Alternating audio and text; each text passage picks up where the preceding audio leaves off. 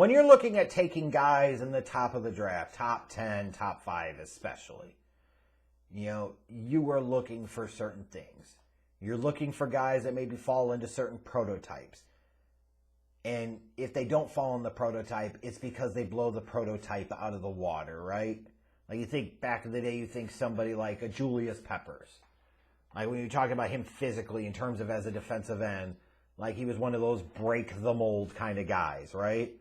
Like you just knew he was going to be special, no doubt about it, blah, blah, blah, blah, blah. So you're looking for that prototype. You're looking for projectable traits, projectable skills, and how they translate to the NFL level. You're also looking for kind of what I would call projectable performance and a pattern of performance.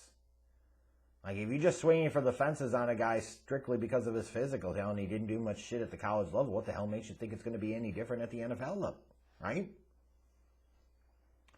Tyree Wilson, to me, has that combination of he's got that prototype. He's got those projectable traits and skills. He's got that pattern of performance that if you are a team and you're looking at taking a defensive lineman, an edge rusher very, very high, you have to think about taking Tyree Wilson very, very high. Like I said, he's got prototype size for an edge rusher with a massive wingspan, huge arms. Length can rule at the NFL level, especially in the trenches. And Tyree Wilson has plenty of length.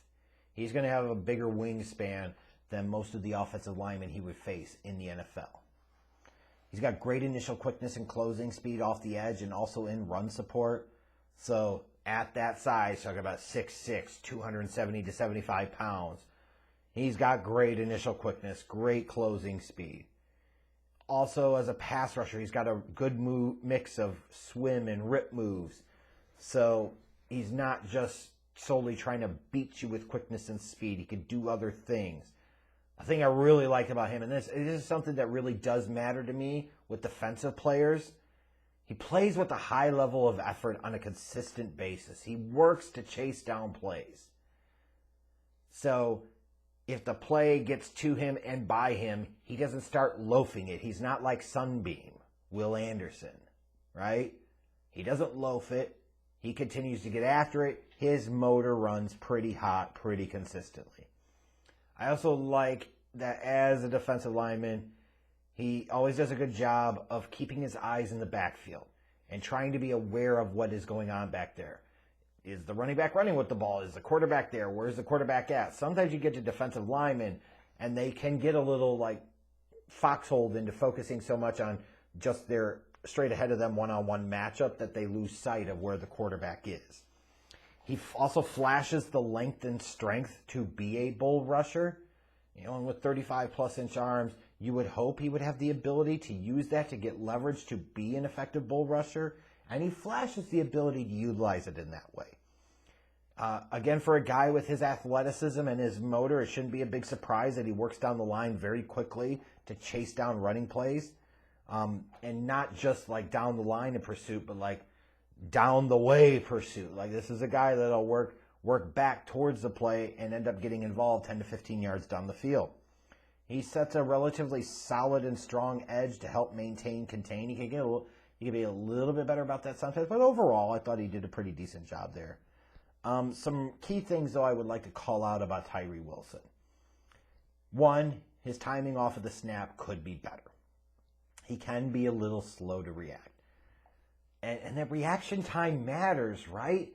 Because you talk about Wilson with that quickness and speed, that size and that length.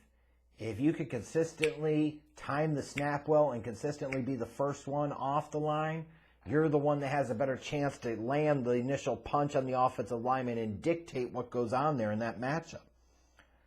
Also, in combination with that, he's got to get better with his hand usage and being able to leverage his length to keep offensive linemen off of his torso. You got 35-plus inch arms, fucking use them. And he certainly could do a better job in how he uses them. I'd also like to see him be able to explode through more blockers. Like, he can meet some resistance and it can take him a little bit to get off of them.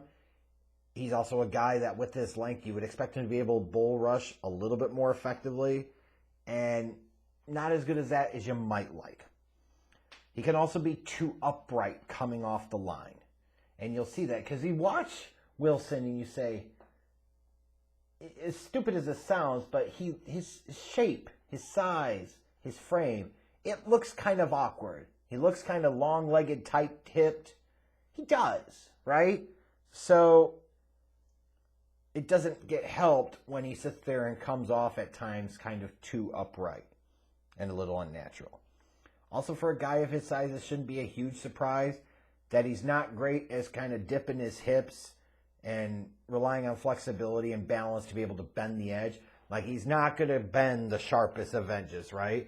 And that sometimes will create a problem because he could even get outside of some offensive tackles, but it could be like 2 yards behind the quarterback. So how much is that really going to matter? When I was thinking about comparisons for Tyree Wilson, I certainly wasn't going to go with Julius Peppers.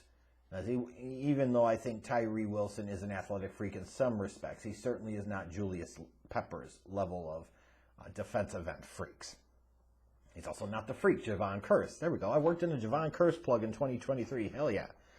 But I thought maybe somebody like a Calais Campbell. Taller defensive end that in the right situation, in the right spot, could really be unleashed and be a long-time effective defensive lineman and edge rusher at the NFL level. That's how I kind of think about him. And I also think that part of why more people aren't aligned with Tyree Wilson being edge one in this draft over Will Anderson is in part because of the way Texas Tech utilized him. Like, sometimes they were dropping him off in coverage. They were rotating him out more than I thought they should. You know, they were trying to line him up all over the place instead of just allowing them to be great in one area, so that was kind of dumb. The other thing I'll call out here is, you know, his last season at Texas Tech was cut short due to a foot injury, so some folks are going to have a concern of, man, you talk about taking this guy top 5, taking him ahead of Jalen Carter and Will Anderson, and he had the foot injury? Yeah, like, it's a risk, right? So for teams, it's going to be very important that the medicals check out. But I promise you, a number of teams have Tyree Wilson as their top edge rusher in this draft class over Will Anderson. That doesn't mean it's ultimately right. What it means is, if you think this is crazy, you shouldn't. And there's a very strong chance that Tyree Wilson will be one of the first 3 picks in the draft. And it won't be pick 3. May very well be pick 2 to the Houston Texans.